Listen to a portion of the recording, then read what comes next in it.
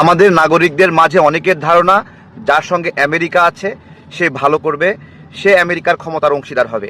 এই কারণে আমাদের চট্টগ্রাম বন্দর ব্যবস্থাপনা করিডোর বিভিন্ন বিষয়ে আমাদের নাগরিকদেরই একটা অংশ সমর্থন দিয়েছে। এই বিষয়ে তারা ওকালতিও করে এবং সোশ্যাল মিডিয়ায় আমরা এর বিরুদ্ধে বললে আমাদেরকে হেনস্থাও করে। তো আমরা যে জিনিসটা জানি সেই জিনিসটা সাধারণ নাগরিক পর্যায়ে ওইভাবে বিবেচনা করে না। যেমন এই যে অং সান সুচি, এই অং সান সুচিকে এখানে আনলো কিভাবে? ছোট্ট একটা ট্রাম্প কার্ড, নোবেল পুরস্কার, এবং ডক্টর ইউনুস একটা নোবেল পুরস্কার, এবং ভেনেজুয়েলার দিকে দেখান সেখানেও একটা নোবেল পুরস্কার।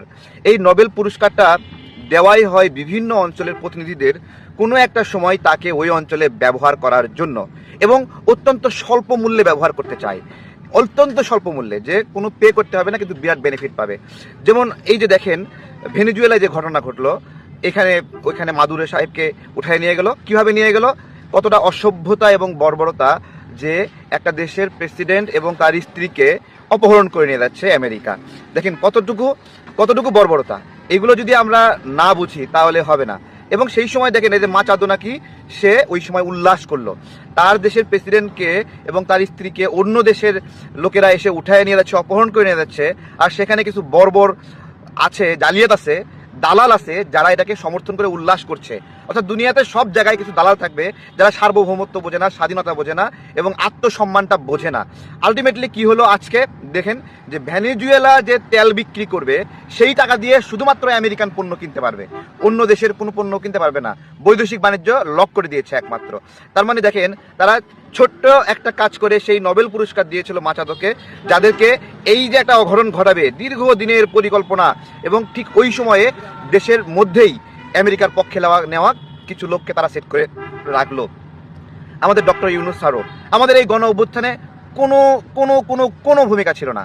আমি নিজের পক্ষ থেকে যোগাযোগ করেছিলাম যে একটা স্টেটমেন্ট দেওয়ার জন্য।